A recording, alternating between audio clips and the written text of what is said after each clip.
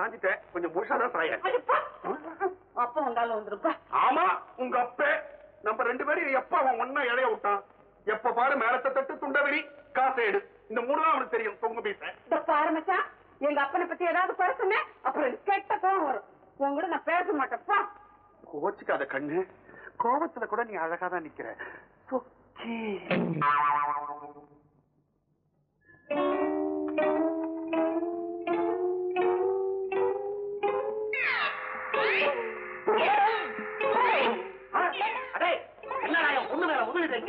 இப்படி அநியாயமா இளைஞ்சுதானடா இழைச்சு போற. 26 பைசாவுக்கு கவர்னர் வாங்கிட்டு வர்றதுக்குள்ள இந்த அநியாயமா? 26 பைசாக்கா? பீடி பீடி பைசா சம்பாதிக்க வக்கல்ல, இதுல காதல் காதல் காதல். மம்மோய், இப்படி எல்லாம் பேசுறீங்க, எனக்கு ரோஷம் வந்துடும். என்னடா செய்வ?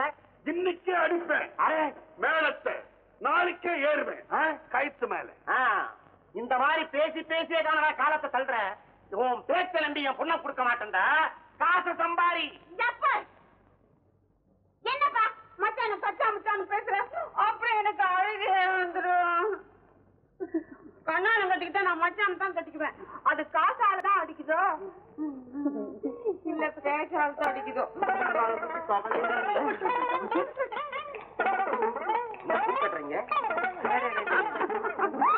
சுக்கி சுக்கி, நான் தாம்மா உன்னை பெத்த அப்ப. ஆமா, பெத்த அப்பன்னு 10 தடவை மாறல அடிச்சுக்கோ, அப்பதான் அவளுக்கு ஞாபகம் இருக்கும். நீ சிரிக்கிறது எப்படி இருக்குது தெரியுமா? வயிற்றுச்சலா இருக்குடா. அது உனக்கு, எனக்கு உண்டியில இருந்து சில்லறை கொட்டினா எப்படி வரும் அப்படி சத்தம்.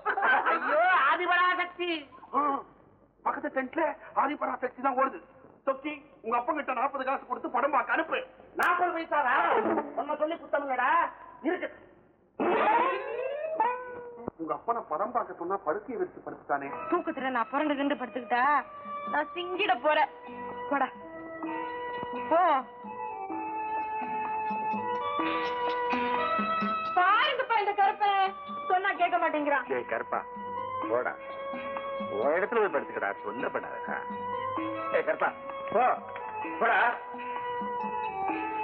அடாடாடாடா, என்ன பண்ற பாரு படவர் ரஸ்கல்.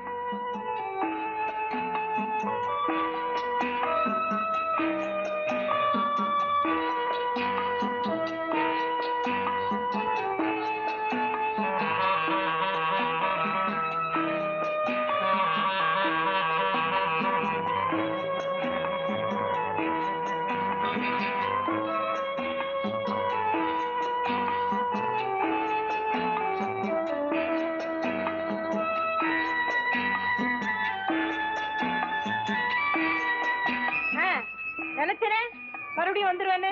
அப்பா எப்பா பாருங்க, இவனை மறுபடியும் வந்து என்கிட்டயே படுத்துக்கிட்டு. இவன் சொன்னா கேட்க மாட்டானே, இவனை என்ன பண்ற? என்ன பண்ற?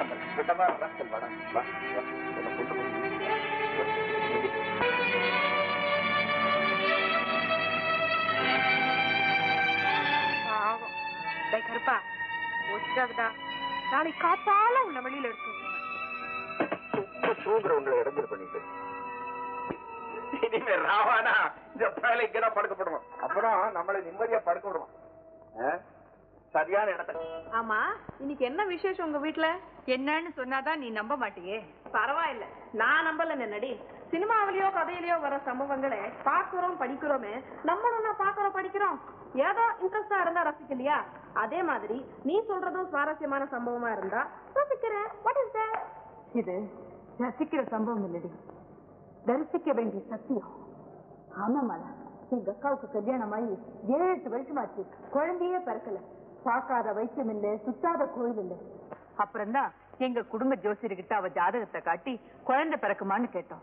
அதுக்கு அவர் சொன்னாரு, எங்க அக்காவுடைய ஜாதக பிரகாரம் நாகதோஷம் இருக்கு, அதனாலதான் அவனுக்கு குழந்தை பிறக்கலன்னு சொன்னாரு. ஆனா நாங்க நம்பல. ஏன்னா எங்க குலதெய்வமே நாகதேவதை தானே. அப்படி இருக்கும்போது என் ஜாதகத்துல தோஷம் வர்றதுக்கு சந்தர்ப்பமே இல்லையேன்னு கேட்டோம். அதுக்கு அந்த ஜோசியர் என்ன தெரியுமா சொன்னாரு? அம்மா, இந்த ஜென்மத்துல நீங்க நாகதேவதைய குலதெய்வமா கும்பிடுறீங்க, ஆனா நான் பூர்வ ஜென்ம பல்ல பார்த்து சொல்றேன், நாகதோஷ சாந்தி செஞ்சாதான் தோஷ நிவர்த்தியாகி உங்களுக்கு குழந்தை பிறக்குன்னு சொன்னாரு. இதை நான் நம்பலடி. ஆனா நாங்க நம்பினோம். சாந்திக்கு என்ன செய்யணும்னு கேட்டோம். 40 நாள் நாகதேவதைக்கு விரதம் இருந்து நாக கவச ஸ்லோகங்களை படிச்சு 40ஆம் நாள் நாக பிரதிஷ்டைக்கு முன்னால உட்கார்ந்து அந்த தேவதையை வேண்டி பாடினா இந்த வீட்டுக்கு ஒரு நல்ல பாம்பு வரும். அதுக்கு முன்னால கற்பூரம் ஏற்றி வச்சு கும்பிட்டு பால் எடுத்து வச்சா அது வந்து பாலை குடிக்கும். அப்ப எங்க அக்கா கீழே விழுந்து வணங்கினா அது வந்து ஆசீர்வாதம் பண்ணும். இதெல்லாம் கரெக்டா நடந்ததுன்னா எங்க அக்காவுக்கு சீக்கிரமாவே குழந்தை பிறந்ததுன்னு சொன்னாரு. அதே மாதிரி செஞ்சோம். பாம்பு வந்தது, பாலை குடிச்சது, என்னையும் ஆசீர்வாதம் பண்ணுச்சு. போட்டு கொடுங்க. நீங்க பாட்டு வேலையை சொல்லிக்கிட்டே இருக்கீங்களா? அருமையா இருக்குங்க. சாயம் போகாது. உங்களுக்கு அதிகம் சொல்ல வேண்டியதில்லை. சரி சார், இதையே கொடுங்க. அப்படியே நான் செலக்ஷன் பண்ண அந்த மைசூர் சில்க் சாரியும் எடுத்து வைங்க. அதுக்கு மேட்சா 2x2 ஒரு பிளவுஸ் கொடுங்க. என்னங்க இது மேட்சா இருக்குமா? உனக்கு நான் மேட்சான்னு ஒரு நாள் கூட கேட்கல. புடவைக்கு ஜாக்கெட் மேட்சான்னு மட்டும் கேட்கிறேன். போங்க. ஐயாவுக்கு என்னங்க குறைச்சல்? பார்த்தா சினிமா ஸ்டார் ராஜேஷ் கண்ணா மாதிரியே இருக்காரு. என்னது? அடுத்து நீங்க கோச்சிக்காதீங்க. நீங்க கூட ஒரு ஜாடையில ஷர்மிளா டாகூர் மாதிரியே இருக்கீங்க. ரொம்ப நல்லாதான் பேசுறீங்க. போறப்ப சேட்டு கிட்ட சொல்லிட்டு போங்க. சம்பளத்தையே ஏத்த மாட்டேங்கிறார்.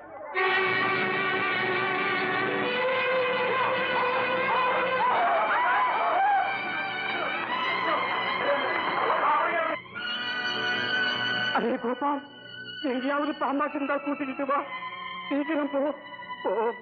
அரே ராம், என்னது நல்ல பிசினஸ் டைம்ல இந்த பாம்பு பூண்டு கலாட்டா பண்ணு. பிசினஸ் கட்டி போகுது, என்ன பண்றது?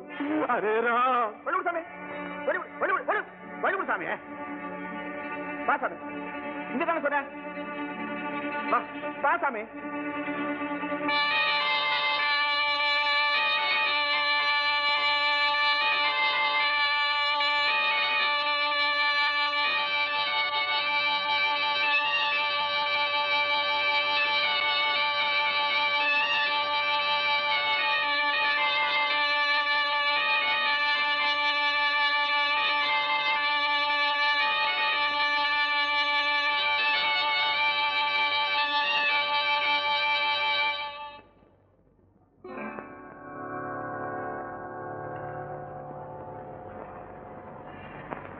அரே, ரொம்ப ஆச்சரியமா இருக்குது.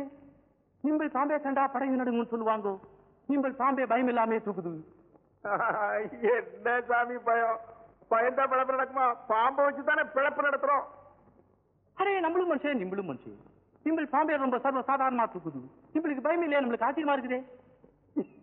என்ன சாமி ஆச்சரியம்? இதை விட ஆச்சரியம் குடிசை பக்கம் வந்து பாரு. அற்புதமான பாம்பு வச்சிருக்கேன். அப்படி அதிசயமான பாம்பு.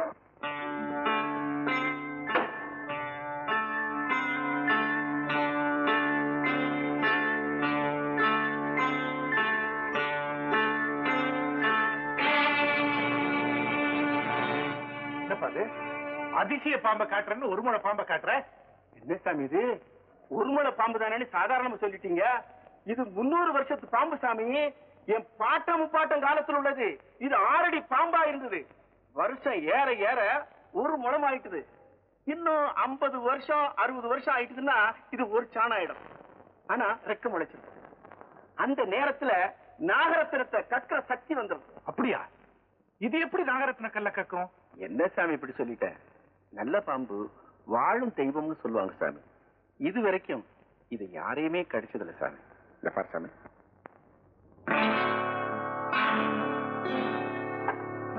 இதுதான் சாமி அந்த நச்சுப்பை. ஆனா அத்தனை விஷம் சாமி. இது இப்படியே தீட்டுப்படாம இருந்தா அந்த விஷம் பின்னால நாகரத்னமா மாறிடும் சாமி. உண்மையாவா? உண்மைதான் சாமி. அப்படிப்பட்ட சக்தியை இந்த பாம்புக்கு சாமி கொடுத்திருக்கான் சாமி. ஆனா சாமி, இந்த பாம்பு தன்னுடைய வாழ்நாளில யாரையாவது ஒரு நாளைக்கு தீண்டிட்டுதுன்னா அப்புறம் அந்த நச்சுப்பையில இருக்கக்கூடிய விஷத்துக்கு நாகரத்னமா மாறக்கூடிய சாமி. அதனாலதான் சாமி பாட்டம் முப்பாட்டம் காலத்திலிருந்து தலைமுறை தத்துவம் இதை பெட்டிக்குள்ள போட்டு பாதுகாத்து வரும். என்னப்பா நம்பவே முடியலையே. நம்பிக்கை தானே சாமி இந்த உலகத்துல முக்கியம். நாளைக்கு உயிரோட இருக்க போறோம்னு நினைச்சுதானே சாமி மனுஷன் நம்பிக்கையில இன்னைக்கு சம்பாத்தியம் பண்ணி வைக்கிறான். அது மட்டும் இல்ல சாமி, இந்த நாகரத்னத்தை வச்சுக்கிட்டு இருக்கிறவங்களுக்கு உலகத்தையே காணிக்கையா கொடுத்தா கூட ஈடாகாதுன்னு சொல்லுவாங்க சாமி. ஏறக்குறைய அந்த நாகரத்னத்துடைய சக்தி வரணும்னு நினைச்சா ஒரு வழி இருக்கு. அதுக்கு இந்த சேட்டையா நினைச்சா முடியும். என்னப்பா எப்படி? உங்ககிட்ட இருக்கிற ஒரு சாதி வைரத்தை என் கையில கொடுத்தீங்கன்னா அதை இந்த பாம்பு விஷப்பைக்குள்ள இந்த அமாவாசை அன்னைக்கு வச்சு தச்சிருவேன். வர அமாவாசைக்கு அதை பிரிச்சு எடுத்தேன்னா அந்த நாகரத்தினத்துக்குள்ள சக்தி எல்லாம் இந்த வைரக்கல்லுக்கு வந்துடும். அந்த வைரக்கல்லை எடுத்து உன் கையில மோதிரம் செஞ்சு போட்டுக்கிட்டீங்கன்னா நீ தொட்டதெல்லாம் துளங்கும், உன் கை பட்டதெல்லாம் விளங்கு சாமி. உண்மையாவா? ஆமா சாமி, நான் கும்பிடுற நாகாத்தா சத்தியமா சாமி சொல்றேன். ஆனா ஒண்ணு சாமி, நான் உனக்கு அதை செஞ்சு கொடுத்துட்டா நீ வள்ளுசா எனக்கு ஒரு 1000 கொடுத்துடணும் சாமி. ஓ, 1000 ரூபாய்? என்ன சாமி அப்படி சொல்லிட்ட? உன்ன கோடீஸ்வரன் ஆகிறதுக்கு எனக்கு ஒரு 1000 கொடுக்க கூடாது சாமி. என்ன சாமி, எனக்கு வேண்டியது இல்ல சாமி. எனக்கு ஒரு வயசு வந்த பொண்ணு இருக்கு சாமி, அது கண்ணால வச்சிருக்கிறேன். அதுக்கு ஏன் சாதியிலேயே திருப்பரங்குன்றத்துல ஒரு மாப்பிள்ளை பாத்திருக்கேன் சாமி. அந்த மாப்பிள்ளை பையன் அந்த பொண்ணுக்காக வருஷம் வம்பெல்லாம் கேட்கறான் சாமி. அதனாலதான் சாமி ஒரு 1000 கேட்கறேன் உங்ககிட்ட. சேட்டு ரொம்ப ரோச்சனை பண்றாரு. அது சரிப்பா, ரூபா பத்தி ஒண்ணுமில்லை, நம்மளுக்கு கொடுக்குது. ஆனா 10,000 ரூபாய் விலை உள்ள வைரக்கல்ல நம்மள நம்பி நம்மளுக்கு எப்படி கொடுக்குது? என்ன சாமி இப்படி சொல்லிட்ட? நான் ஏழைதான் சாமி, ஆனா ஏமாத்துக்காரன் இல்ல சாமி. சாமி, ஆண்டவன் எல்லாத்துக்கும் உருவம் படைச்சிட்டானே, சத்தியத்துக்கு மட்டும் உருவம் படைக்கலையேன்னு நினைச்சிட்டியா சாமி? அதான் சாமி இந்த பாம்போட உருவம். அதனாலதான் சாமி நம்ம விட அதிகமான பாம்பு இருந்தாலும் எல்லாருமே பாம்பு கடிச்சு சாகுறது இல்ல சாமி. விதி முடிஞ்சுவேன், அக்கிரமம் பண்ணவன் தண்டிக்கப்பட வேண்டியது இவங்கள்தான் சாமி பாம்பு கடிக்கும். அது அனாவசியமா யாரையுமே தீண்டாது. அதனாலதான் சிவன் சாமி தன்னுடைய கழுத்திலையும் முருகன் சாமி தன்னுடைய காலையும் வச்சுக்கிட்டு இருக்கு. அப்படிப்பட்ட தெய்வத்தை வச்சு நாங்க பிழைப்பு நடத்துறவங்க சாமி. நாங்க ஏமாத்தவே மாட்டோம். இருங்க கற்பா.